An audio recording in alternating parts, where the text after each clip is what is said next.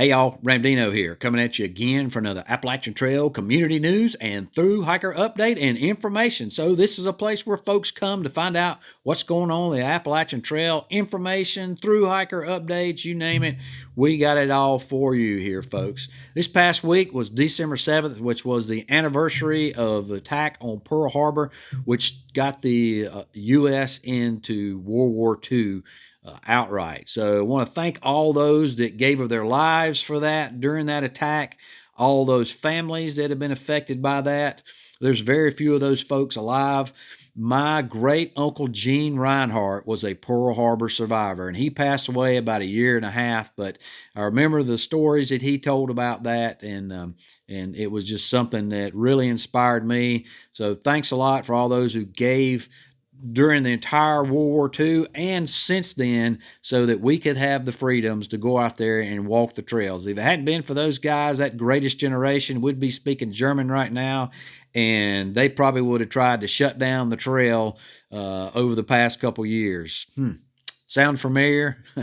Anyway, thanks a lot, and let's go ahead and find out what's going on with 2021, folks. So Bone Spur, he is flipping down to Fontana, and he's coming out of Rome Mountain, and he's going to flip on down to Fontana, and he will be doing the Smokies.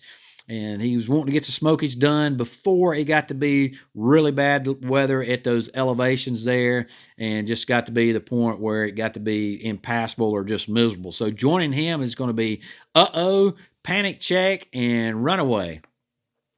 And then, so those are only folks that we are tracking right now for 2021. I know there are other folks out there, so if you are from 2021 and you're still out there on the trail completing your hike, then please, by all means, we'd like to include you up in the update, and just DM me or send me an email, and those links are down below. Finishes, we had Redbeard. He finished at Springer at 2 o'clock this past Friday. So congratulations to Redbeard. Praise Team, they finished exactly 270 days. So it's 9 months to the day that they took to do their trip. So they squeezed every bit of fun, every bit of joy and love out of that trail that they did. Their favorite parts, they said, was up around New Hampshire, and through the slow. They said it was slow and tough, but it was absolutely awesome. They loved the clean and peaceful lakes of Maine. And Allie, she said that she loved the diversity of New Jersey, especially the boardwalk. So not too many people like New Jersey, except on the trail. So, but they both want to give a shout out to all the trail angels and the trail magic that they had throughout the course of their trip, and just all the folks that they met. They've just met so many neat people, and as people have said time and time again, it's the people you meet on the trail that you really, really enjoy and have a good time. Luscious, he finished on the cold, frigid summer of Katahdin, and he finished on Pearl Harbor Day, December 7th. So Luscious was a thru hiker, and he had to, of course, stop. Didn't make it to Katahdin before Baxter State Park closed. They closed the trails. He went home, and then he decided to go ahead and summit, and he did so on his birthday as soon as they opened up the trails to get up there. And they typically do that in the middle of winter. They open the trails once they get enough snow to protect the alpine environment, so you're not traipsing all over the plants and damaging plants and everything else they got up there in mud and creating erosion issues. Then they open it back up. So folks, in 2022 that we're tracking right now, Hype is on the ECT. So we don't do a lot of folks on the ECT, but remember the ECT shares a treadway with the AT, and so eventually those folks will be getting on the Appalachian Trail once they hit that Benton McKay Trail intersection of the AT at Springer. And so he is currently somewhere around Lake Okeechobee. He says the trail is flat, but that does not mean that it is easy. So he's into the Florida Trail section right now. He says the heat is in the upper 80s and humidity is a problem. He said that condensation in the tent and on his food bag is a problem. The road walks are relentless and hot, and a lot of folks, I know I do, experience problems on flat road walks, or even flat hard packed trail sections. And so he's been having some problems there. He says that The swamp is hard to walk through. The water adds resistance, and you sink in the mud. And I was not aware the trail went underwater like that. And he says the deepest water so far has been mid-thigh. Mosquito swarms are common. The trail was overgrown for about a mile, and about an eighth of a mile he spent crawling on his hands and knees like he was going under barbed wire in the military. The sawgrass was everywhere, cutting me up along, and he says, so yes, it's been quite interesting and quite difficult. I gotta tell you, that does not sound like a fun hike to me. I don't know if that's just because they don't maintain it this time of year. If somebody knows out there, leave a comment. But wow, I don't know that I'd be walking through thigh-high swamps for miles, and I surely would not be crawling hands on knees for an eighth of a mile. Probably did that in the military, and them days is over. Outback, he's out on the ECT. He's a couple days behind Hike. So some folks that have gotten off the trail. Bruiser started her 2022 attempt. She's made it just shy of Damascus, and she's off for winter break. Should be getting back on in late February or early March, and she is going to be putting together her videos and posting those in the meantime that she took, so you can find her in our support form that we have, and that link below for the hiker support is form is down below in the description section down there. Roma Touch, she started at Springer, but she has gotten off due to an injury, and she's going to the doctor and see if she can get that worked out. And if she can, hopefully she'll be getting back on. And Gimlet started her 2022 track in October from Springer Mountain. She got off for Thanksgiving break, got back on, and completed the fall segment to Damascus on Sunday. And then she plans to continue north from Damascus early next year as the weather allows. She said during the last week she was on, she must have passed somewhere around 30 subos between Irwin and Damascus. So there are lots of people that are still out there, still getting finished. And she wanted to give a special shout out to Cece at Greasy Creek Friendly, who took her in and provided dinner and breakfast on a very, very cool night. So that is awesome. If you are interested in being on the hiker support list, that link is below where you can find that form. Just go and click on that and then fill the form out, and you'll populate yourself to that. If you're one of the hiker community or even thru hikers who keep up with other thru hikers through my list, but if you're wanting to access that link is down below to that list as well. I've had several people here lately need to make some changes, and they've requested to be able to make those changes. If for some reason it won't let you make those changes, just let me know what those changes are. I'll make those for you. Not a big deal, but it should be allowing you to do that. So 2022 ATC hiker registrations, those continue to grow. Nobo, we had 1,692 at our last update, and this week we've got 1,826. Flip-floppers, we've continued to grow those as well. We had 60 last time, and this week we got 65, and we were losing Sobo, but now we have started climbing on Sobo as well. So we had 34 the previous update, and now we have 45. So that brings our total up from 1,786 thru hikers to 1,936 that have registered with the ATC. And we have also reached over 100 on my hiker support list. So keep on adding to that so that folks out there can track you and find out how things are going for you out there on the trail. They can give you an attaboy. A lot of folks will support you in other ways as well. So a couple days that we are maxed out according to the ATC, 3 days that are maxed out on the trail, and we had indicated earlier they probably would, and of course they did. So that's February 22nd, and the main reason February 22nd, typically it doesn't max out, but because on your completion certificate or on your bag tag, it's going to say 2/22/22. That's why that day's maxed out. And then also March 1st and April 1st, those are typical days that max out as well. Tom Hopper, he is going to be our next hiker on our support list that moves out, and he is starting on the ECT on December 26th. Dave Barge, he starts the AT at Amicalola Falls State Park. He'll be starting that on December 31st. And Adam Amerston, he plans on starting a yo-yo starting February 8th from Springer. So a yo-yo is where you start at Springer, typically, you start at Springer, hike all the way the trail, all the way up to Katahdin, and you finish Summit, tag the sign, and turn right back around and hike the entire trail all the way to Springer again. So good luck with that, Adam. We will be watching your updates. And something we started a couple weeks ago, we started asking past through hikers, what a particular question, and they would send us in a voicemail. So the question we've been asking is, what is one thing you wish you knew before you started your through hike? And this week we got that answered by Fenway. So Fenway is somebody who updated me last year, and then he stopped updating sometime, and that's typical because once people kind of get in their groove and get on the trail, and somewhere around Damascus, they just kind of get into a groove and they forget to update me, and that's fine. It's totally understandable, but I appreciate those folks who do update me up to that point and even longer. But anyway, Fenway had been updating me, and then I hadn't heard from him a while, and lo and behold, come along and I got on the trail to go hike Sobo from Chestnut Ridge, the climb right before Chestnut Ridge, down to Damascus. And so we was going through the Mount Rogers area, and lo and behold, Fenway comes out of the woods as we're waiting on our shuttle. So that was neat to get a chance to talk to Fenway and see how things were going.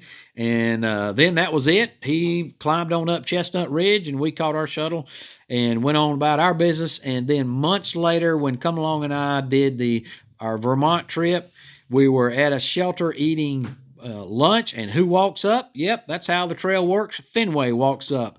And so that was pretty neat to connect again. And so I reached out to him, and Fenway answered our question. So go ahead, tell us what your answer is, Fenway. Hey Ramdino, thank you for reaching out to me.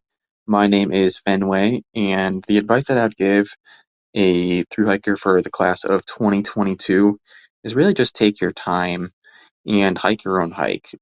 Ever since getting off trail back in August, I definitely miss the trail life and just hike your own hike. I know that that saying is cliche and a lot of people have heard it before, but if you really want to do something, if you really want to get up for sunrise on Klingsman Dome, go do it.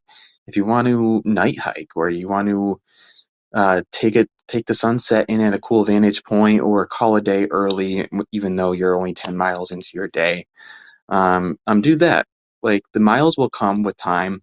Just take your time, take one day at a time, and go get it. Enjoy this experience. And I wish the class of 2022 the best of luck. Go get it. Go touch that sign up in Maine. You got it. Hike your own hike and take your time. Those are words to live by for folks that are out there on the trail. You know, I know there's people that do the fastest, want to do the fastest known time, or want to just get it over with. And some folks have to get back to work or get back to college or something. But I would say that you're cheating yourself, and you can ask the praise team or Fenway and many others out there. You're cheating yourself if you try to get done too soon, try to get in a rush. Don't go to take advantage of those overlooks that are just a tenth of a mile or maybe a couple tenths of a mile off the trail. You're probably not going to be back that way again.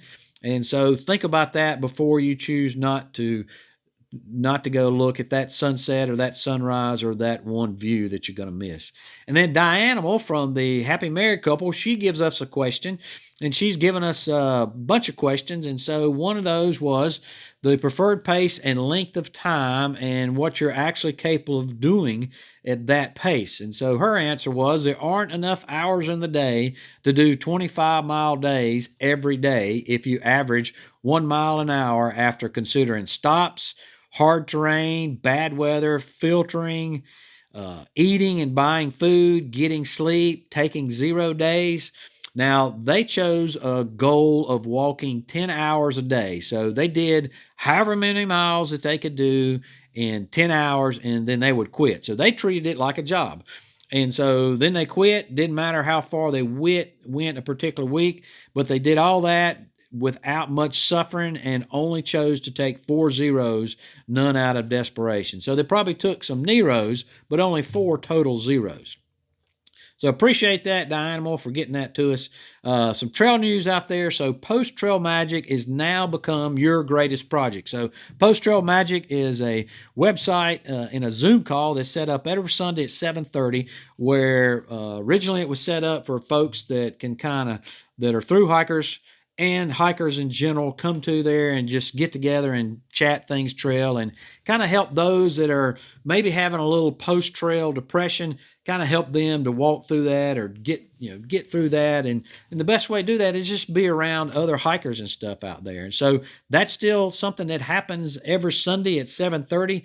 But Wendy is the person that's put that together, and she says, believe it or not, it's more important than a person's own well-being, healing, mental health, and physical health. So there's just those are major factors, not only to everybody out there, but major factors that she be able to walk people through there. And so she wants to help people, empower them to take control over their own health and helping people master their minds and emotions. And so if you want to be in on that Zoom call, you can send her an email. I'll leave that link down below, and she will get you hooked up with the access to that Zoom call. I've been on several of those, and there's lots of folks that indicate that that's one of their favorite times during the week, and they look forward to it every week. So that's awesome. And those contacts to get in touch with Wendy, they will be down below. And Lady Di was somebody who we mentioned a couple videos ago, and Lady Di had opened her hostel up to Bone Spur. And Bone Spur was coming into Damascus, couldn't find a place to stay, and wound up staying at Lady Di's hostel, which is actually a bed and breakfast / hostel. And she is open back up now for the Sobos that are coming through. And she'll be open somewhere around till the first of the year, and then she'll close up until around February, or she'll close sometime until March, where she will open back up for the Nobo season. But I called Lady Di. She sounds like a really great person. She thru hiked in 2019 and then came back and opened up her hostel. And her hostel right now, she's charging $45 a night for a warm bed, a shower. She will do your laundry and feed you a killer breakfast with homemade breads and all the trimmings. So, I mean, you can't get that for that price in a roadway inn or a dewdrop inn. So why would you not stay somewhere like that with Lady Di? So that's awesome. She is, you can find her through Gut Hooks, and I will also leave a link down in the description section where you could get a hold of her as well. And then this is the last time I'm going to talk about mountain lions. So we've been talking about cougars and mountain lions for the past couple weeks. But Lampshade, he sent me in a trail cam picture of a mountain lion that was taken 35 miles west of Amicalola Falls State Park. So there is your empirical data that mountain lions are real, and they are near the AT. And I also found some video of a mountain lion encounter with a hiker, or a hiker encounter with a mountain lion, and this looks pretty scary. So go ahead, let's roll this video. Holy no, go away. Go away. No. No. You, dude. I don't know about you, but that is not an encounter that I want to have. That cat is no kitty. That cat is just too big. So, any case, watch out for those mountain lions down in Georgia. Once you get to North Carolina, hopefully you'll be okay. Then I want to mention a book that I'm currently reading about thru hiking. It's called Only When I Step on It, and this is by a thru hiker who thru hiked the last couple years. Is Peter Conte. His trail name was Flash 52. And he started out as a thru hiker, but because of this horrendous injury he had, he could not finish that whole year. So he went back and finished again the next year after he had kind of healed up a little bit. But basically, he took to the trail to heal his injury. So he couldn't find doctors that could heal him. Medicine was not working, and so he figured if he could hike the whole Appalachian Trail that he could heal himself. And so it looks like, from what I've found in the book so far, that he had a lot of success for that. And this is a great book for Christmas, for a hiker that's going to be hiking, for somebody that's got everything and they need something else. But it's also for people that maybe are not even hikers, but just showing how you can overcome stuff in your life and do great things. And it is a #1 bestseller. It's available through Amazon. I'll leave a link down below.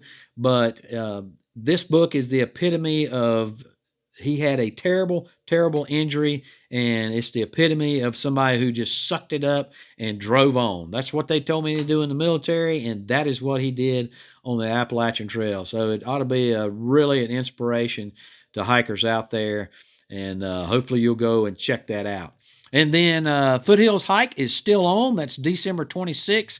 We are going to be leaving from Oconee State Park in South Carolina on the 26th, sometime between 12 and 3 o'clock. So the idea is that park vehicles at Table Rock State Park, and then we shuttle down to Oconee. You are on your own for shuttles. There's no arrangement for that. So, but you are invited to come along and be a part of this group. I'm probably going to be getting there about 1 o'clock and leaving. It's about an hour and 15 minutes of what my shuttle driver Taz told me to get from Table Rock down to Oconee State Park. Fresh Ground is going to be there. He is going to be doing some limited support, so he's going to be feeding meals and snacks at some trail crossings. There is a section in there where we'll have to do without him for 2 days. But one thing is, you do need to bring food to take care of yourself. We're going to try to do it in 5 days. So try to take care of yourself for all 5 days, just in case he has a mechanical breakdown or somebody has an emergency and he has to get them off trail. So didn't want to get stuck like that, and because it's not something like the AT that it's easy to get to town. You can get to town, but it's a little more difficult to do that. It does require a shuttle driver to do that. One of the things is my shuttle driver has indicated he'll do a food drop about midways on the hike, that we can pick up the food. So that's probably what Come Along and I are going to be doing. These shuttle drivers there, they are volunteers. So here's a list of them. I'll also leave a link to that down below. But they are volunteers. Volunteer does not mean free. So I would be very disappointed, and I'm sure they would be, if you didn't help them out with gas or something like that. They give of their time to look after this trail, to help people on the trail, and to me, that does not mean free. So I'm going to be making sure that I'm giving to my shuttle driver, and look forward to the services and just chatting. Always like meeting shuttle drivers and stuff. They have just a lot of knowledge about whatever trail I'm getting on, and it's good just to talk to somebody else in the hiker community. So come on, and both of us are going to be doing that. And now it is time for the giveaway for the book. And so if you're interested in that book called Only Want to Step on It, then down below, leave me a comment. And at the end of that comment, just leave the words, Only Want to Step on It. Or you could say, I want the book. Either one works for me, but that'll enter you into the contest for the giveaway. All right, folks, that's all I got this week. As always, appreciate you, and we'll see you out there.